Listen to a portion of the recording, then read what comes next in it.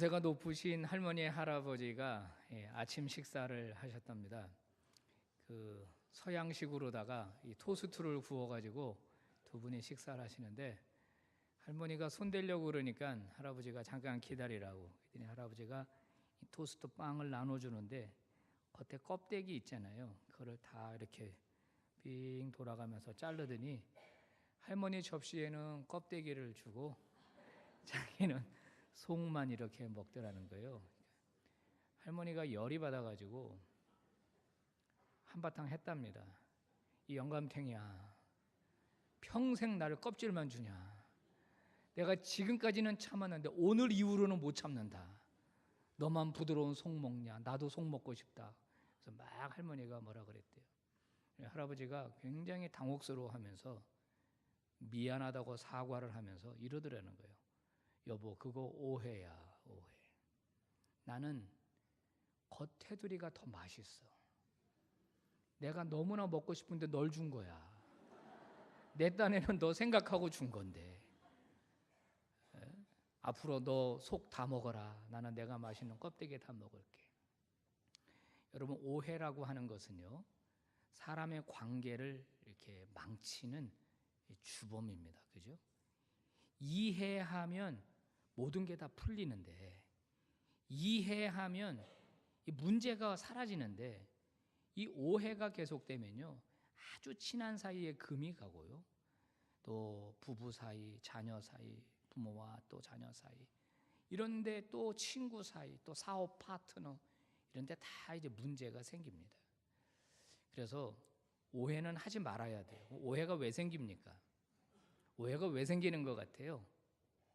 나 중심의 사고 때문에 그렇습니다. 편협한 사고 때문에 그렇습니다. 짧은 내 생각 가지고 성급하게 판단하면 오해가 생기는 거예요. 오해가. 그래서 우리는 될 수 있으면 오해하지 말아야 됩니다. 그리고 중요한 건 뭐예요? 확인하는 게 중요해요. 할머니가 일찍 할아버지한테 나는 껍데기 싫다, 속을 다오, 그렇게 했다면 오해가 풀리지 않았을까요? 서로 좋은 건 먹었을 텐데 그거 말 안 하는 바람에 그렇게 된 겁니다. 여러분, 신앙생활에 오해가 생기면 어떻게 될까요? 여러분, 신앙생활 하면서요, 목사에게 오해가 생기면요, 그 치명적입니다. 그렇지 않은데 잘못 생각하는 거예요.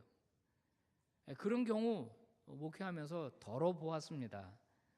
저는 전혀 그렇지 않았는데 저보고 뭐라 그러냐면, 왜 나한테 인상 썼습니까? 내가 언제 썼냐고요. 내가 아주 무섭게 인상을 썼다. 여러분, 만약에 예수님에게 오해가 생기면 어떻게 될까요? 그거는 정말 더 큰 문제가 생깁니다. 구원에 관련된 문제에 직결이 되는 거예요. 오늘 본문에 나오는 세례 요한은 예수님에게 오해했습니다. 오해도 단단히 오해했습니다. 자, 지금 세례 요한은 감옥에 갇혀 있는데요, 감옥에 갇혀 있으면서 예수님의 행하신 예수님의 행동에 대한 이야기를 쭉 전해 들었습니다. 그리고는 오해가 생긴 겁니다. 자기 제자들을 보냅니다. 가서 확인하고 와라. 오실 이가 당신 맞습니까? 우리가 다른 사람 기다려야 합니까? 무슨 말이죠? 당신 메시아 아니죠? 성경에서 말하던 그 메시아 맞는 겁니까? 아니면 아니라고 하시고 맞으면 맞다고 해주세요. 아니라고 하면 우리가 다른 사람 기다려야 되니까 당신 거짓말하지 마시고 똑바로 말해주세요. 예수님에 대해서 의심이 생긴 거예요. 오해가 생긴 겁니다. 여러분, 사실 세례 요한의 이와 같은 행동은 참 납득하기가 쉽지 않습니다. 세례 요한은 그의 어머니 뱃속에서 있을 때부터 예수님을 만났던 사람입니다. 엘리사벳과 마리아가 서로 만났죠. 뱃속에 있는 세례 요한이 뛰놀았다고 성경 기록합니다. 예수님 만나고 나니까 내 뱃속의 아이도 이렇게 뛰노네요. 뱃속에 있을 때부터 예수님을 알았습니다. 세례 요한이 어떤 사람입니까? 예수님의 오실 길을 예비하기 위해 태어났다. 예수님의 홍보 담당 수석으로 태어났습니다. 예수님의 메시아기를 미리 준비하던 사람이었습니다. 그가 세례를 베풀 때 요단강에서 예수님이 가까이 오실 때 예수님 보고 뭐라 그랬습니까? 얼마 전 일입니다. 세상 죄를 지고 가는 어린 양이 여기 왔다 그랬습니다. 자기는 예수님의 신발끈도 감당할 수 없는 사람이라고 겸손하게 말했습니다. 그게 세례 요한이었어요. 예수님 요단강에서 세례받고 올라오실 때 어떤 일이 벌어졌습니까? 하늘이 열렸잖아요. 자기가 직접 봤잖아요. 비둘기같이 성령이 예수님에게 임하는 거 봤잖아요. 하늘에서 음성까지 들렸잖아요. 내 사랑하는 아들이다. 내 기뻐하는 자다. 여러분, 그때 세례 요한이 얼마나 감격했을까요? 우리가 기다리던 메시아가 드디어 이 땅에 오셨구나. 드디어 이 땅에 오셨구나. 그랬던 그가 이렇게 변할 수 있나요? 아니, 어떻게 이렇게 의심에 가득 찰 수 있나요? 아니, 이게 질문입니까? 오시리가 당신 맞습니까? 우리가 다른 사람을 기다려야 합니까? 여러분, 죄송하지만 다른 사람은 다 못 믿어도 세례 요한만큼은 흔들리지 말아야죠. 다른 사람은 다 예수님에 대하여 의구심을 품는다고 할지라도 요한은 그럴 수 없잖아요. 오시리가 당신 맞습니까? 이걸 지금 질문이라고 예수님에게 하고 있는 것입니까? 여러분, 세례 요한이 왜 이렇게 됐을까요? 원래 그랬던 사람이 아니었잖아요. 근데 왜 이렇게 됐을까요? 첫 번째 이유는 그가 감옥 속에 갇혔기 때문입니다. 너무 고난이 길게 지속되고 있어요. 자, 지금 세례 요한이 감옥에 갇힌 이유는 하나입니다. 당시 헤롯 왕이 도덕적으로 큰 죄를 저질렀거든요. 정상적으로 결혼한 게 아니라 자기 동생의 부인, 그러니까 처제를 빼들었어요. 뺏어왔습니다. 그리고 강제로 자기 부인을 삼았습니다. 아니, 나라의 지도자가 이렇게 하면 됩니까? 세례 요한이 그거 그냥 보고 있을 사람 아니죠. 공개적인 자리에서 비난했습니다. 잘못한 것이라고 그를 정죄했습니다. 당시 전제군주인 헤롯 입장에서는 자기를 공개적으로 비난하는 세례 요한 그냥 놔둘 수가 없어서 감옥에 가둬놓았습니다. 의의를 행하다가 갇혔습니다. 정의를 행하다가 핍박을 받습니다. 그는 지금 하루하루 죽음의 날들을 기다리고 있습니다. 우리가 요한복음에서 알고 있지만은 세례 요한 목이 잘리잖아요. 참수형을 당하지 않습니까? 비참하게 죽어요. 자, 계속되는 감옥의 고난이 그로 하여금 예수님에 대하여 오해하게 만들었다는 것입니다. 두 번째는 뭡니까? 세상이 바뀌지 않더라는 것입니다. 세례 요한이 태어나서 광야에서 이제 메뚜기와 석청을 먹으면서 당시 이제 정결한 공동체, 이제 학자들은 그가 쿰랑 공동체 출신이었을 것이라고 이제 예측을 하는데 아마 그랬을 겁니다. 광야에서 외치는 소리, 약대 털옷을 입고 기괴하게 생긴 사람이 메뚜기와 석청 먹으면서 하나님의 나라를 선포하고 이 죄사함의 세례를 선포할 때 수많은 사람이 세례 요한에게 몰려갔습니다. 그가 예수님을 만나 메시아라고 인정하고 세례를 베풀 때 여러분, 세례 요한이 뭘 기대했겠습니까? 이제 세상이 달라지겠구나. 그죠? 이제 세상이 좀 바뀌겠구나. 죄악이 떠나가겠구나. 이 사회 구조학들이 이제 좀 떠나가겠구나. 정의가 오겠구나. 우리 이스라엘, 우리 하나님 나라 백성이 이 로마의 식민 정권에서 벗어날 수 있겠구나. 이런 기대를 하지 않았겠습니까? 그런데 변하지 않는 겁니다. 자신이 메시아라고 믿었던 예수님의 행적을 전해 들으니까 기적은 행하는데 뭐 병자는 치유하는데 그 당시 사회적인 악에 대하여 고발하지도 않고 헤롯 왕에 대해서 질책하지도 않고 감옥 속에 갇힌 자기를 끄집어내지도 않고 로마 정부에 대해서도 대항하지 않더라는 겁니다. 자, 세례 요한은 답답했습니다. 왜 세상이 안 바뀔까? 저분이 왔는데도. 그러니까 그는 예수님에 대하여 오해할 수밖에 없었던 거죠. 자기가 생각했던 대로 세상이 돌아가지 않는 겁니다. 자기가 생각했던 하나님의 나라가 이루어지지 않는 겁니다. 그러니까 세례 요한은 예수님에 대하여 오해할 수밖에 없었던 겁니다. 자, 이렇게 예수님께 요한이 보낸 제자들이 찾아왔을 때 예수님의 대답은 어떻습니까? 예수님의 대답은 심플합니다. 흰 소리 검은 소리 안 하고 딱 뭐라고 말씀하시느냐? 4절 5절 말씀인데요. 우리 같이 한번 읽어볼까요? 4절과 5절 예수님이 뭐라고 대답했는지 우리 한번 읽어보겠습니다. 시작. 예수께서 대답하여 이르시되 너희가 가서 듣고 보는 것을 요한에게 알리되 맹인이 보며 못 걷는 자가 걸으며 나병한 자가 깨끗함을 받으며 못 듣는 자가 들으며 죽은 자가 살아나며 가난한 자에게 복음이 전파된다 하라. 아멘. 여러분, 예수님의 이 대답은요 개인적인 생각이 아니고요 이사야에서 말한 이 메시아 텍스트, 예수님에 관한 언급들을 모아가지고 몇 절을 종합해서 대답하셨습니다. 자, 시각장애인들이 눈을 뜬다, 청각장애인들의 귀가 열리고 그뿐만 아니라 지체부자유자들이 온전함을 잊게 된다, 가난한 자에게 복음이 선포된다. 이거 다 메시아가 이 땅에 오시면 일어날 일들에 대한 이사야의 예언입니다.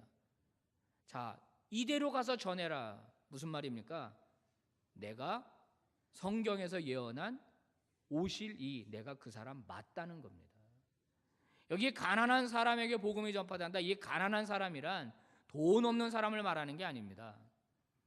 하나님을 떠난 인간의 실존 상태를 말하는 겁니다.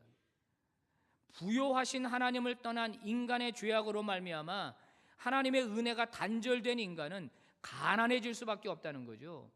그들에게 다시 예수 그리스도의 천국 복음을 선포함으로 말미암아 하나님과의 관계를 회복시키려고 하는 것, 그들을 구원하고자 하는 것, 그게 바로 예수 그리스도의 사역이고 그게 메시아 사역이다라고 이야기해 준 것입니다. 자, 예수님의 대답은 심플합니다. 내가 메시아 맞다. 그러니까 흔들리지 말아라. 요한아, 너 이제 더 이상 의심 품지 말아라. 오해하지 말아라. 걱정하지 마. 내가 메시아 맞아. 이렇게 요한에게 일러준 셈입니다. 자, 이렇게 요한의 제자들이 돌아가고 난 다음에 예수님께서 세례 요한에 대해서 평가를 하세요. 뭐라고 평가하십니까? 첫 번째, 요한을 칭찬하십니다. 너희가 광야에 왜 나갔냐? 왜 나갔냐? 갈대 보러 나갔냐? 아니지. 너희들이 광야에 뭐 왕족들, 부자들 보러 나갔냐? 부드러운 옷 입은 사람들? 아니지. 너네 광야에 왜 나갔어? 세례 요한 보러 나갔지. 세례 요한은 지금까지 존재했던 어떤 선지자보다 큰 자다, 위대한 자다, 칭찬해 주십니다. 여자가 낳은 사람 중에 세례 요한보다 더 큰 사람 없어. 왜 세례 요한을 칭찬하죠? 자, 여러분 이거 보세요. 지금 역사가 흘러가고 있는 가운데 있는데요, 세례 요한이 사역했던 그 시기는 굉장히 중요한 시기였습니다. 구약과 신약이 바뀌는 그 정점에 세례 요한이 있었어요. 구약의 예언은 세례 요한까지입니다. 그러니까 요한은요, 구약에 존재했던 수많은 예언자 중에 가장 마지막에 활동한 예언자로 보는 겁니다. 예수님이 지금. 그러면 그동안의 많은 선지자들은 예수님을 보지 못하고 예수님이 오실 것을 예언했어요. 그런데 세례 요한은요, 예수님 직접 봤잖아요. 그러면서 저분이다라고 얘기했잖아요. 그런 면에서 세례 요한은 위대한 사람이라는 겁니다. 근데 그 다음에 하신 말씀, 그런데 천국에서는 극히 작은 자라도 그보다 크다. 이건 또 무슨 말이에요? 여러분, 이 본문은요 난해주라고 그럽니다. 해석하기가 어려운 본문이에요. 그래서 어떤 사람은 세례 요한이 예수님 의심했기 때문에 예수님께서 세례 요한 평가절하한 것이다 이렇게 얘기해요. 천국에서는 가장 작은 자보다 가장 작은 자가 세례 요한보다 크다. 그 얘기는 뭐냐면 세례 요한은 작은 자보다 더 작다 이런 말 아닙니까? 그죠? 천국에 무슨 계급이 있습니까? 그건 아니에요. 이게 뭘 말하는 거냐면요, 천국이라고 하는 것은 하나님의 통치가 이루어지는 곳입니다. 누가 들어갑니까? 예수 그리스도를 구주로 고백하는 사람만 들어갈 수 있어요. 근데 예수님이 지금 막 왔잖아요. 그러니까 지금 있는 사람들을 예수 그리스도를 구주로 인정하려면 아직 시간이 필요하단 말이에요. 구약에 있는 사람들과 신약에 있는 사람들을 구속사적 관점으로 본다면 앞으로 천국에 들어갈 사람들은 예수 그리스도의 십자가와 부활을 보면서 확실하게 그를 구주로 인정하게 되니까 지금 세례 요한처럼 흔들리거나 의심을 품거나 오해하지 않을 것이기 때문에, 그래서 천국에서는 지극히 작은 자도 세례 요한보다 크다. 그것은 세례 요한을 평가절하하는 말씀이 아니라 예수 그리스도가 구원의 계시의 완성으로 이 땅에 오셨다, 그것을 설명하는 것입니다. 여러분, 우리가 살고 있는 세상은 여전히 불의가 판을 치고 있습니다. 요한의 시대와 마찬가지로 여전히 구조학들이 존재하고 있습니다. 예수님이 오신 지 2000년이나 지났습니다마는 세상이 그렇게 좋아진 것 같지가 않습니다. 변화된 것 같지가 않습니다. 교회가 이렇게 많아졌는데도 세상이 더 깨끗해지지 않고 있습니다.